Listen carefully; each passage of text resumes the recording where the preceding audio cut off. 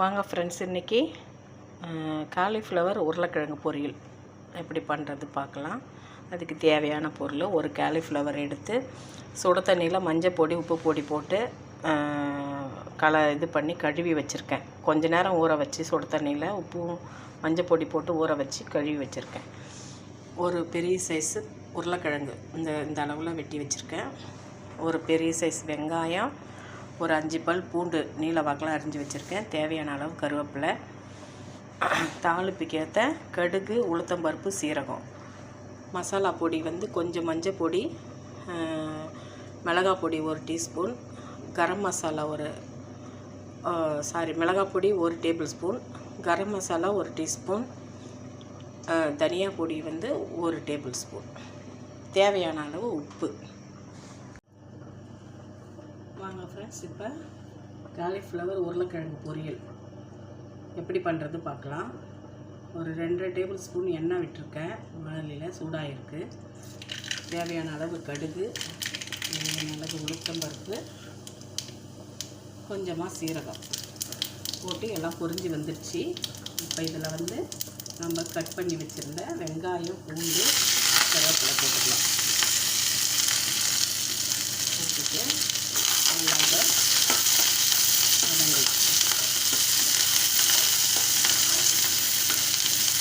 நீங்கள் புதுசாக சமைக்கிறவங்கலாம் ஈஸியாக கற்றுக்கிற மாதிரி தான் உங்களுக்கு நான் விளக்கமாக கொடுத்துருக்கேன். புதுசாக சமைக்கிற பெண்கள் இல்லாமல் பேச்சுலர்ஸ்லாம் இருக்காங்க. நிறைய பேர் பேச்சுலர்ஸ்லாம் தனியாக சமைச்சு சாப்பிட வேண்டிய சூழ்நிலை இருக்குது இப்போலாம், கட்டாயம். அப்படி இருக்கும்போது அவங்களுக்கும் இது யூஸ்ஃபுல்லாக இருக்கும்னு நான் நம்புகிறேன். இது வதங்கிடுச்சு. கொஞ்சம் வச்சு எடுத்து கட் பண்ணி வச்சுருக்கிற உருளைக்கிழங்கு நம்ம இதில் சேர்த்துக்கலாம்.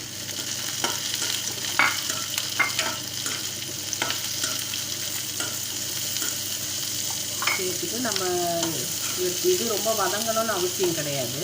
உருளைக்கிழங்கு சும்மா ஒரு வாசனைக்காக தான் நம்ம வெங்காயம் கூட கொஞ்சம் போட்டு வதக்கிறோம். வதக்கிட்டு இந்த எடுத்து வச்சுருந்த மசாலா பொடிலாம் இதில் நம்ம போடலாம். போட்டு இதை ஒரு 2 திரட்டிட்டு பச்சை ஸ்மெல்லு போகணும். எதுவுமே பச்சை ஸ்மெல்லு மசாலா பொடி போனால் தான் நம்மளுக்கு நல்லாயிருக்கும். ரொம்பவும் இது வதக்கக்கூடாது. இந்த இதெல்லாம் மசாலா போட்டு அப்புறம் எடுத்து வச்சுருந்த காலிஃப்ளவரை சேர்த்துக்கலாம்.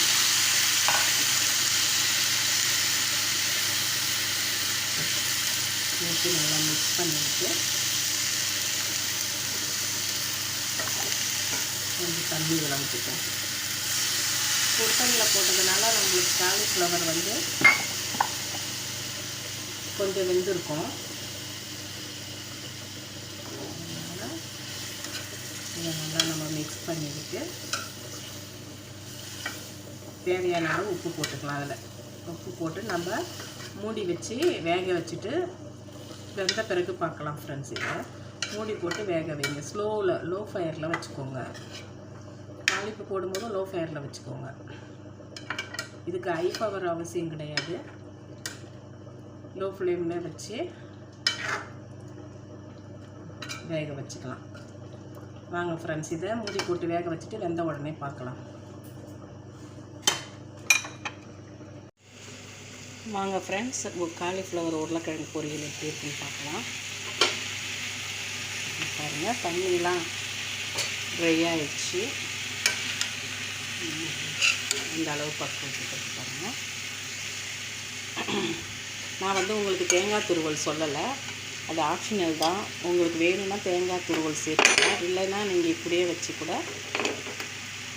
சாப்பிட்டுக்கலாம். எங்களுக்கு தேங்காய் துருவல் போட்டால் எனக்கு பிடிக்கும். அதனால் எங்கள் வீட்டில் எல்லோரும் சாப்பிடுவாங்க. அதனால் நான் கொஞ்சமாக தேங்காய் துருவல் போட்டுக்கிறேன். அது வாசமாகவும் இருக்கும், தனி டேஸ்ட்டாகவும் இருக்கும். நீங்கள் வச்சு சாப்பிட்றவங்க தேங்காய் துருவல் போட வேண்டாம், ஏன்னா சீக்கிரம் கெட்டு போயிடும் தேங்காய் துருவல் போட்டிங்கன்னா. இதை இப்பயே நாங்கள் சாப்பிட்றதுனால அதில் நான் தேங்காய் துருவல் போட்டிருக்கேன். அவ்வளோதான், நம்மளோட காலிஃப்ளவர் உருளைக்கிழங்கு பொரியல் ரெடி.